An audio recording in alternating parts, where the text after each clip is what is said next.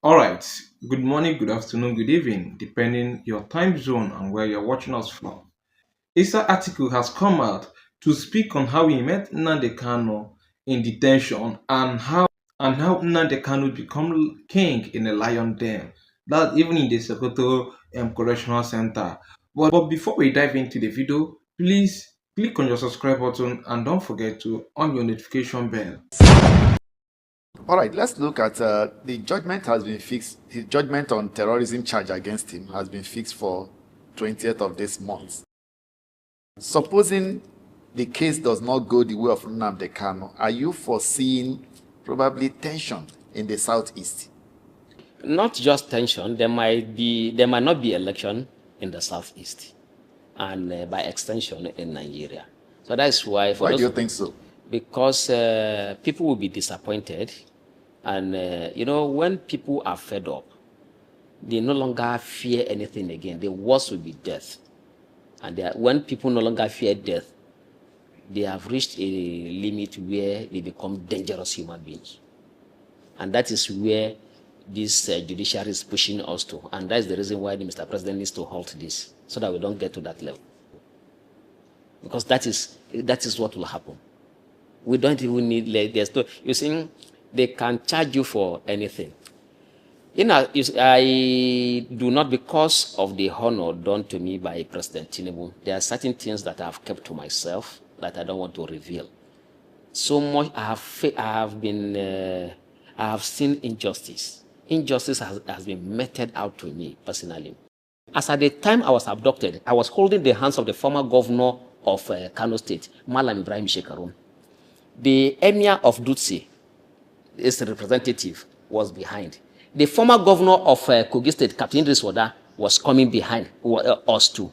It was in their presence I was by Benga Adeyeye, known as Aluta Pilot. And because they told them that I am an imam, one of them brought out alcohol and forced me to drink. And that was the first time I took alcohol. But there are so many things worse than what I have just said. I have kept that to myself because of the honor done to me by Mr. President. But if they don't release Mazi Nnamdi Kanu, we'll come out and tell the full story. All those that are involved will say it. Let them come and take my life too. So all of these things, they can charge anybody for anything. They brought out gun. Since I was born till this moment, people, the only thing they have ever complained about me is that Atiku is stubborn. Nobody has ever accused me of even stealing or attacking anybody. I have not slapped anybody before.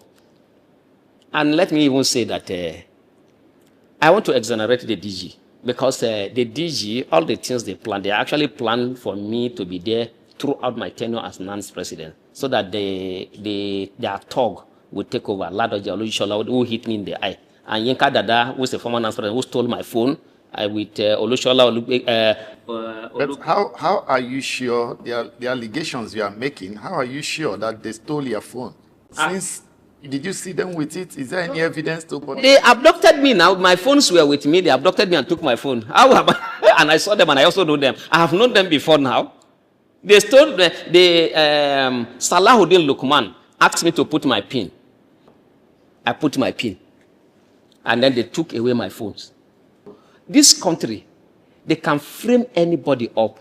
And that's why I'm passionate about this Nnamdi Kanu's case, because they have done this to me. So if you say terrorism, I'll just say this. In short, anybody you say even is a criminal in this country, I don't even believe.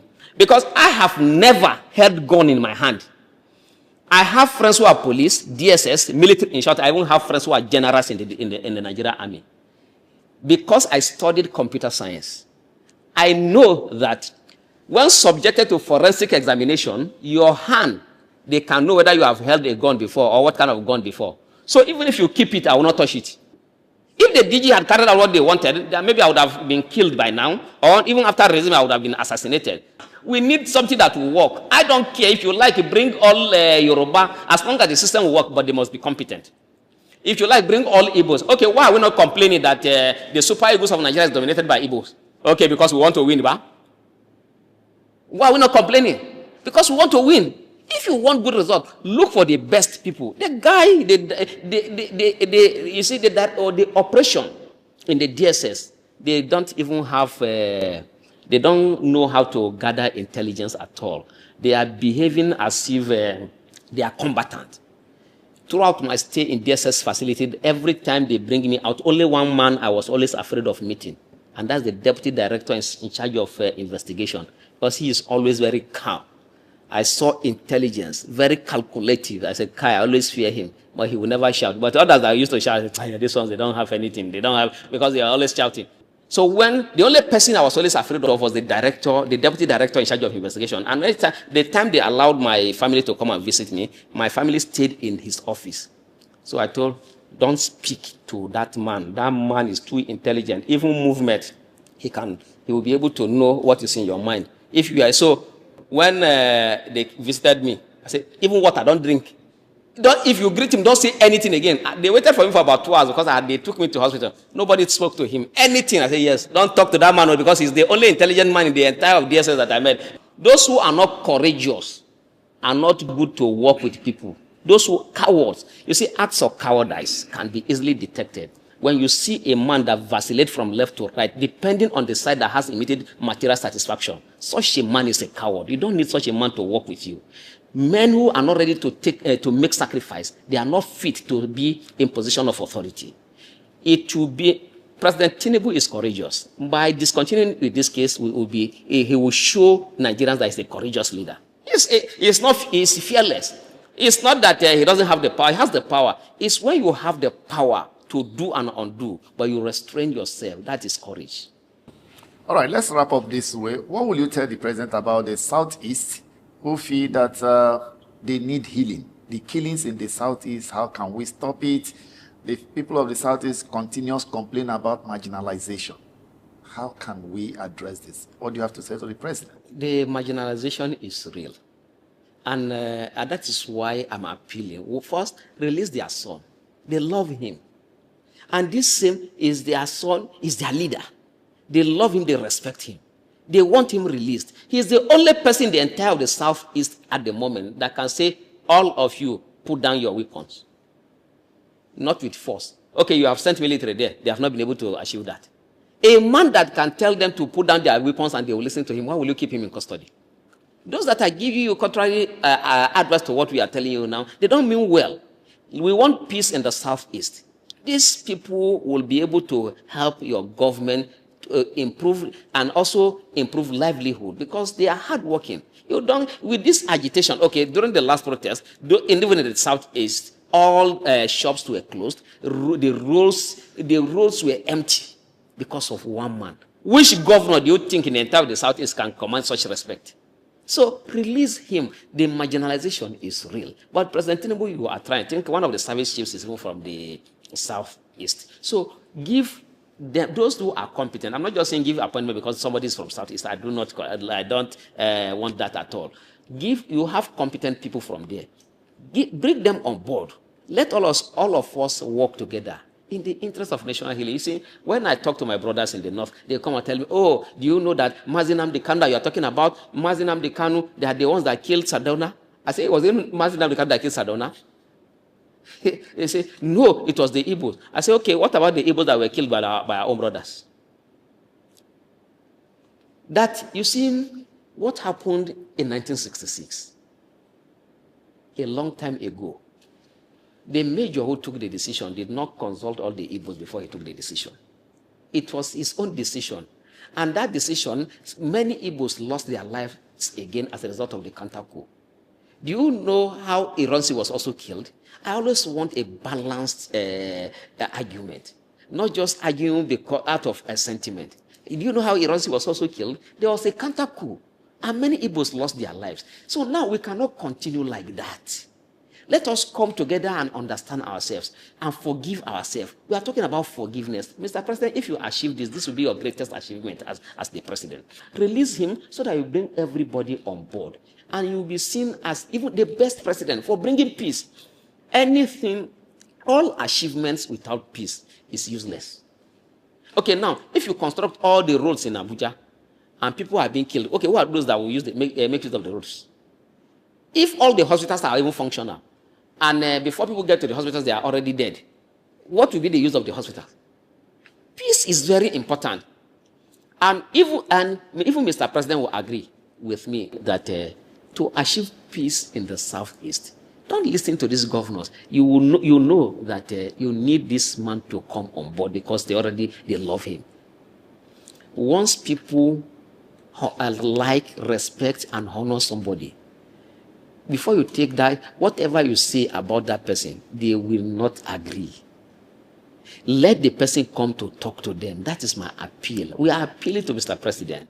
I'm not an Igbo man before anybody will come and say, oh, because you're an Igbo man, is your brother. I am only being objective. And because I don't even have Based any. on personal interaction as well. Based on personal interaction and the reality on ground. I don't have any place I can run to. This is the only country I have. I pray for this country. I pray for, in short, the president that I disliked the most was President Buhari. I was also praying for him to succeed because if his failure was also affecting me negatively. All right. Most times I wonder how and where Nnamdi Kanu get his strength from. But most times I don't have to ask because the question you already know the answer. There's no point asking for the first place. Yes, Nnamdi Kanu got his strength from the supernatural being.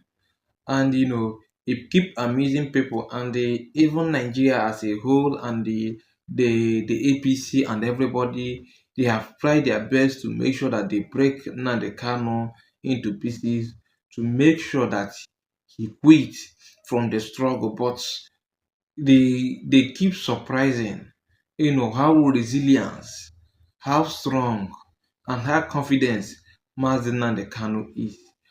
Talk more of what is going to happen. Let's just take a look at, or let's just draw our attention back, or let me take you to the moment lane on the day of his judgment. I could tell you that the Omotosho and the Nigeria have been expecting him to go down on his knee to plead for forgiveness. So, oh, I have sinned against God and man. Please, you people should forgive me. I will not do it again. Rather, what they have seen so far and what is happening was contrary. And I know that they have given him time, and I know that they have been meeting him secretly to see if he can say, okay, no problem, I quit the struggle, please, let's do it this way, let's do it the other way, to accept the negotiation for him for him to be released on a plea deal. But you see, one thing about Mazen Kanu, and when I say that, he's a man who will never going to betray the people of Biafra because he have vowed to put his life in the struggle, no matter what the struggle might cost, even if it will cost his life, he's willingly to pay. And when I tell people that nothing good have ever come easy, it neither comes with pain because that's the sacrifice you are really going to make. Yes, pain is the ultimate price you are going to pay for anything good you want in life. So when this Biafra will definitely comes tomorrow, I pray that he will give everybody the wisdom for everyone to acknowledge Mazinande Kanu and his generation to come, that without him, the land that we'll be enjoying won't be possible. You see, what Atik is saying is very, very correct. Mazinande Kanu is the kind of person who leaves his own problem to solve another people's own.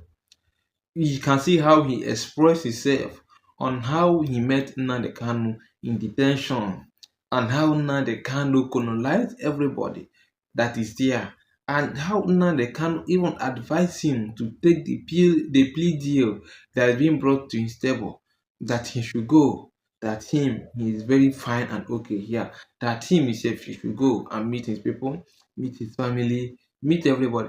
And even up till now, he's still in concern of those who are innocent but serving a lifetime sentence or doing a sentence of number of years just because they don't have anybody to speak for them or just because they don't have the voice.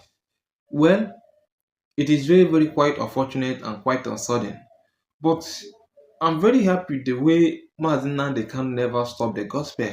Yes, he's still preaching the gospel all over the world, everywhere that he find himself. Even in the prison, he's still preaching the gospel, and he's also converting more and more souls, to the kingdom of Biafra. And I believe that we soon, very soon, both the northern will use their hand to say, allow this man to go because he is the king. Why?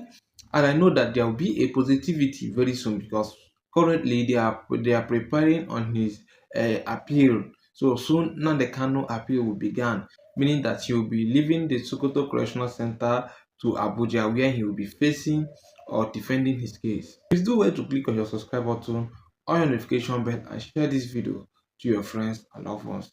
Thank you and God bless.